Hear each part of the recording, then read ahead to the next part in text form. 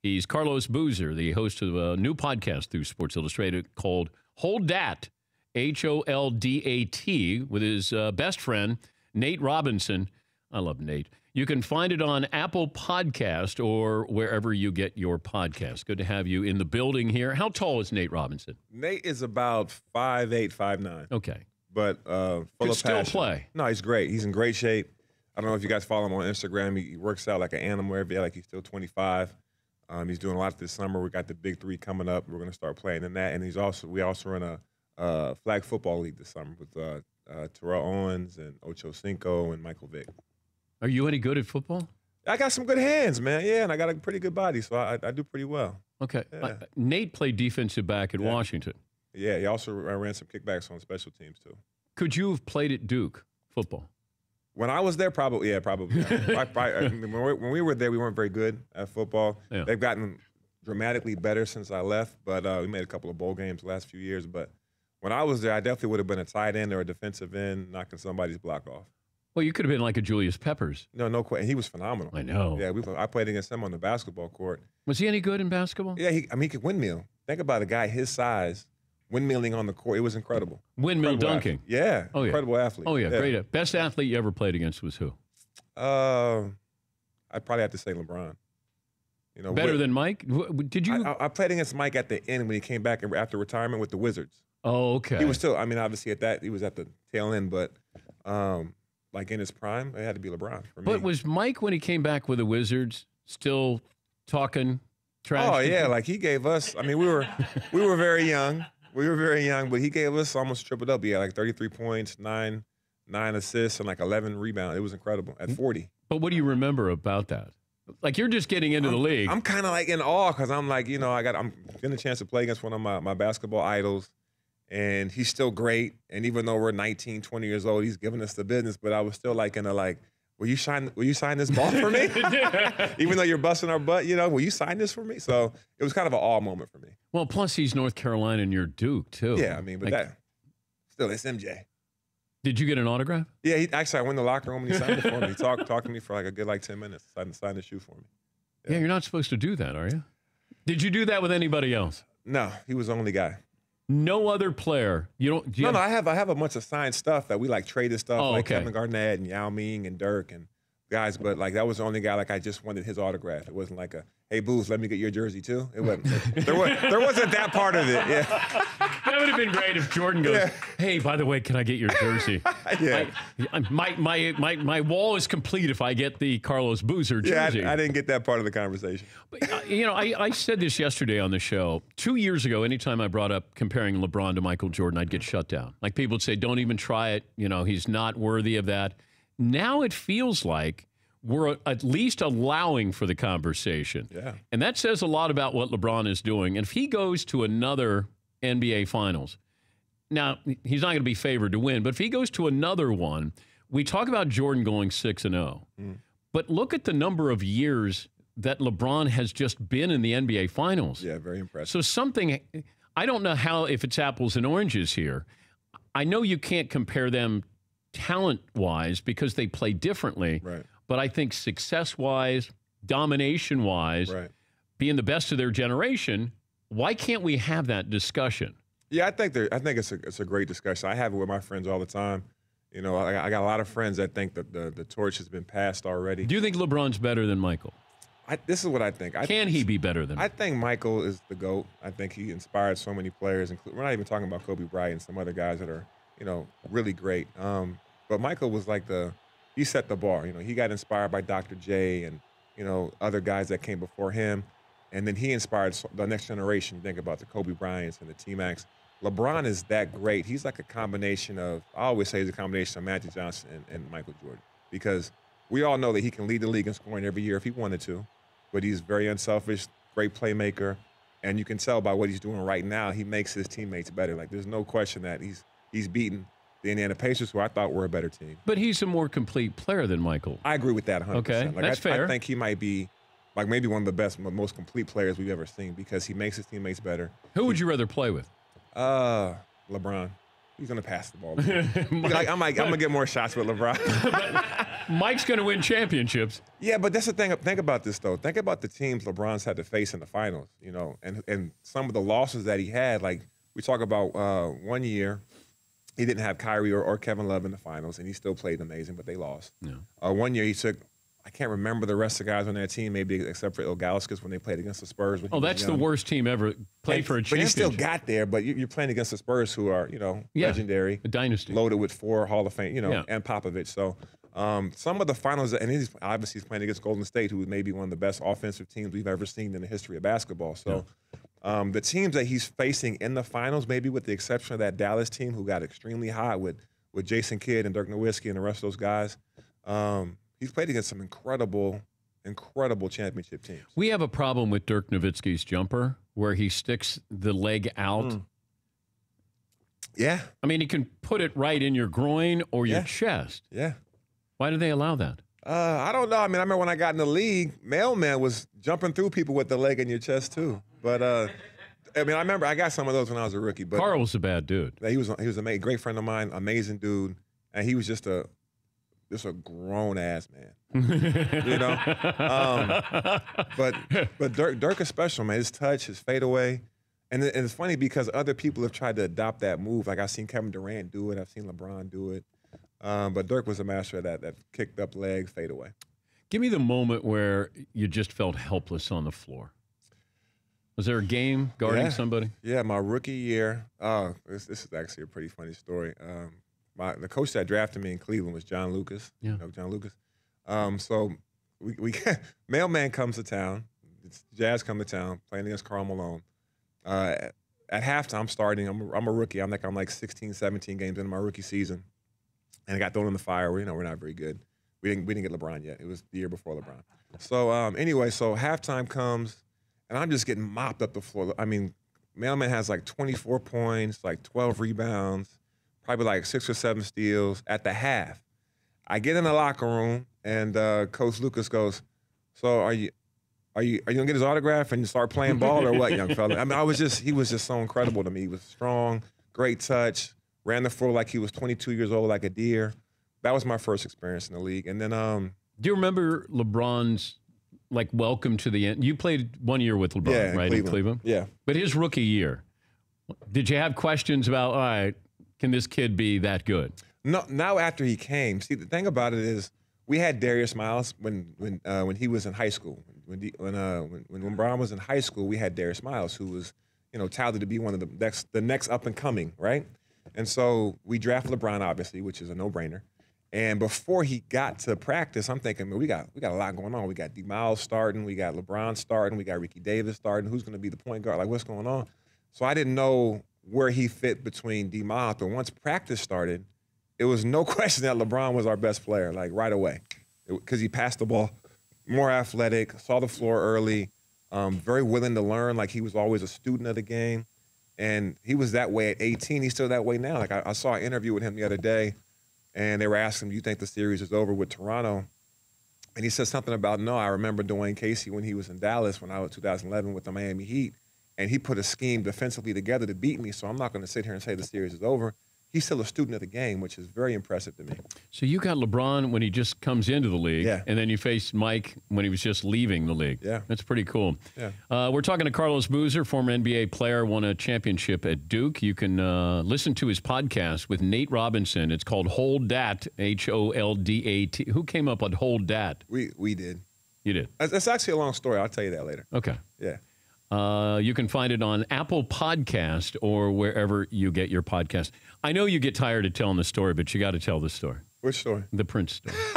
That's a great story, though. But now you rent your house to Prince. Yeah. In L.A. Yeah. All right, so set it up from there for the audience. Okay, so I went to the Utah Jazz, and I wanted to live in L.A., so I bought a nice crib. It was in Bel Air. How much you spend for it? I spent $8 million on it. Okay. It was like 8.6. So it's probably worth 15. I'll get to that. I'll get to that. So it was huge. It was like 18,000 square feet. It was immaculate. It had like 10 bedrooms, and it was just a great house. Huge pool, 3 living rooms. It was incredible. Anyway, it was like that, "Oh, mom, I made it" kind of house, that we all do. Anyway, long story short, I got to go back to Utah for the season. It's like September now. Season starts in October. So I go back to Utah, and I'm getting a phone call from my realtor, Roxanne Nelson, and she's like, "Hey, someone wants to really rent your house out." I was like, "I barely lived in the house. I've been there for 1 month. I don't want to rent my house out." And she goes, "Well, he's willing to pay, $95,000 a month." Oh, 95 grand a month. So I was like, "Yeah, I'll rent the house out." So I rented out for a year. I had to go out there to sign the paper. So on the off day, I flew out there, and he comes out of a car and it's Prince. And I'm like, "Whoa!" I said, "Roxanne, that's Prince, right?" And she's like, "Yeah." Because he's like, he's kind of, but you know who it is. So I'm like, wow. So I'm trying to like hold my composure a little bit. And but he was so cool, man. Very broke the ice, was a very huge fan of basketball. He's from Minnesota, so we had a great conversation about Kevin Garnett, who to me was like one of the toughest matchups I ever had. So I had a great conversation about him. Anyway, long story short, he rents the house out, and I go back to Utah. I hurt my hamstring that year. So I'm coming back to LA to visit Judy Cito, who's a great physical therapist. If you ever get banged up, I got the number for you. I got banged up last night at the sports Emmys. I was actually at the gala before the show. The little Anyway, so I come to LA. I hit Prince up. I'm like, "Hey, I'm coming to town. I'm gonna go stop by the house. If you need anything, let me know." And didn't hear back from him. So I go down the street where I thought my house was at. I pull up to the gate, and I had these 2 lions on the gate. And they weren't there anymore. It was like this big symbol, and I didn't know what the symbol. I didn't know what the symbol was. I didn't know what the symbol was. So I'm looking at the gate, and I'm like, I know this is where I thought I left my house. You know what I mean? So I go back up the street, and I come back down, and I'm like, this has got to be my house. So I put the code in, and it works. Gates open up, and I'm like, what is going on? Like, what's going on? Go up the driveway, and there's like this huge purple carpet. There's like from the motor court to the front door, there was like these stairs, maybe like 15 stairs up. So like a red carpet, but it was a purple carpet. But it was a purple carpet with this same symbol. So he was going by this symbol back then, not... And I didn't know that. Oh, so he didn't go by Prince, he went by this symbol. Apparently. Okay. So I'm like, what's going on? So I get up to the house, open the door. My ex-wife had put all this incredible like decorations or furniture. She had like, what do you call it? Like some kind of cream Italian carpet. I don't know. I'm not a decorator. All this cream Italian carpet, furnished a whole 18,000 square foot home, right? I get in there and none of my stuff is in there anymore. It's all like this black carpet, it's purple couches, it's black couches. There's pictures of him everywhere, which I never saw that before.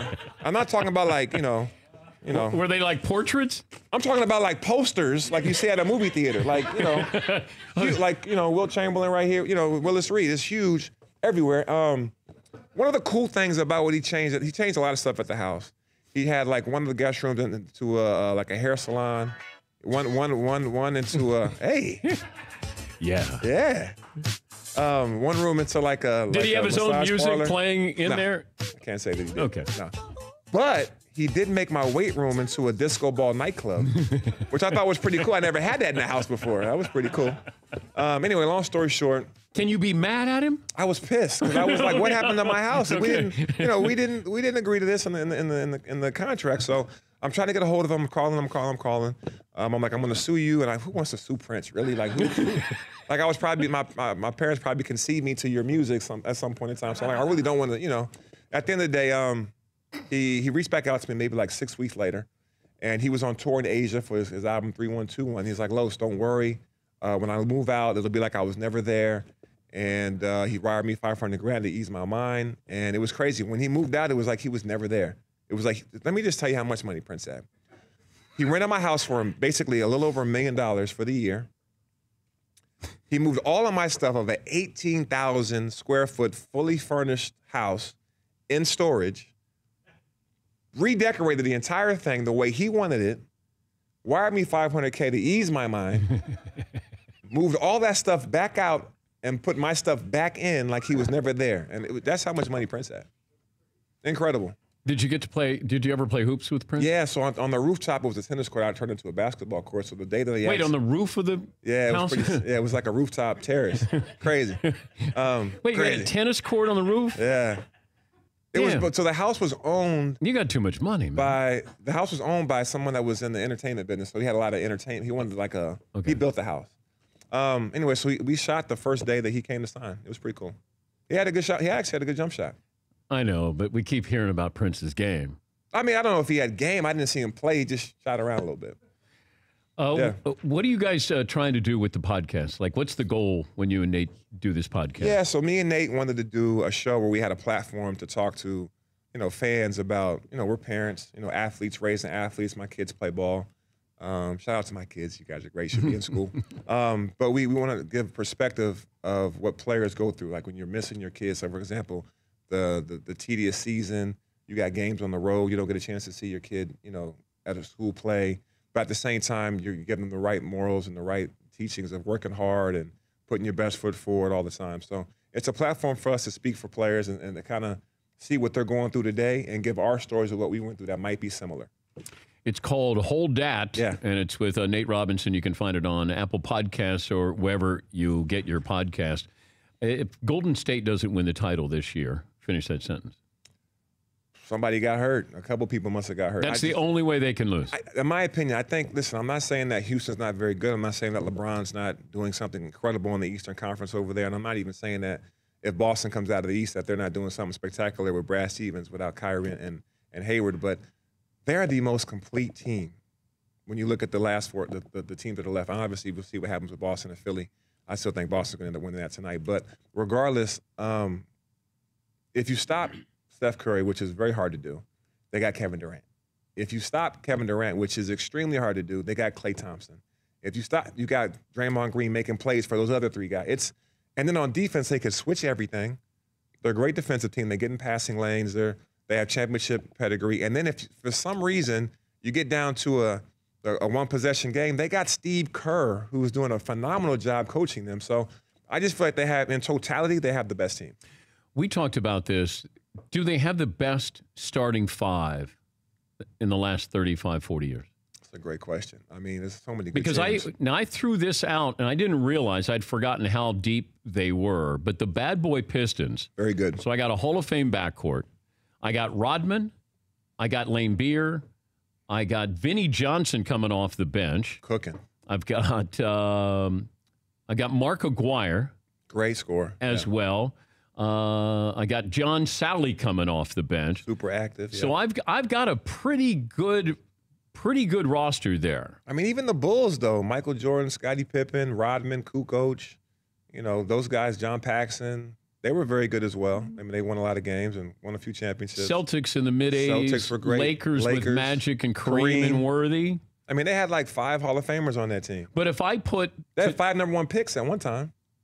Though, yeah. The Lakers, yeah. Because they had Michael Thompson, I think, and he was the number 1 pick. But if I put these Warriors back in the 80s or 90s, we played 80s or 90s rules. Who you got? Oh, I would probably pick the Lakers because there was nothing for Kareem. Like, to me, I think Kareem is He's the most unstoppable player of all time. And one of the most underrated and most non-talked about great athletes, players of a generation, like maybe more than that, because his high school career, he was phenomenal up here in New York. His college career, I don't even know if he lost a game in college. He lost to Houston and Elvin Hayes, and then came back and beat them in the finals. And then he's an incredible NBA career where he's still the leading scorer in NBA history. Yeah. So it's just, I think he's very underrated and very unappreciated. But I would pick them because he had an unstoppable shot from anywhere on the court. What if LeBron ends up the all-time leading scorer? Let's say he doesn't. Which he could, though. Yes, but he doesn't win another championship. But he's a top 10 in assists. Yeah. And probably top 10 in steals and the number 1 scorer of all time. Yeah, I think he'll have a strong argument as maybe the best player. Wouldn't you love to see Mike and LeBron? Who wouldn't? Wouldn't that be great? Just like in their prime, get holograms out there, right? Can we create that? Can one of you guys out there create that? Wouldn't one of you guys at Apple or something? Can you guys create a time machine so we can put those two guys together and go at it? Don't you think oh, man. It'd be amazing. But Mike was a killer, No, he was a straight killer. Like, he wanted to hurt you. He wanted to embarrass you. Like, refused to lose. Yeah. Refused to lose. They're very impressive, man. But what LeBron's doing is very impressive. If he goes to 8 straight finals appearances. That's pretty amazing. His numbers are incredible. Like, you look at his numbers, stuff that he's done, how he's made his team. Triple doubles. Like, he's very impressive. I think Kobe gets lost in this, too, right? He got 5 titles. 5 titles. He's probably the closest as far as. But he tried to be Mike. Yeah. And he was pretty close. LeBron didn't. No, he did it his way. He's more Magic. He's more of a hybrid, but probably closer to Magic than Mike. I would say that too. All right, the podcast, as you can tell, very entertaining. Carlos Boozer. The new podcast through Sports Illustrated called Hold Dat with his best friend, Nate Robinson. You can find it on Apple Podcasts whenever you get your podcasts. We'll come back. We got our play of the day. We also have a poll question as well. Carlos, thank you for coming in. My pleasure. I appreciate Thank you that. so much. For more Dan Patrick Show, tune to Audience Channel 239 on DirecTV or download the Dan Patrick Show app.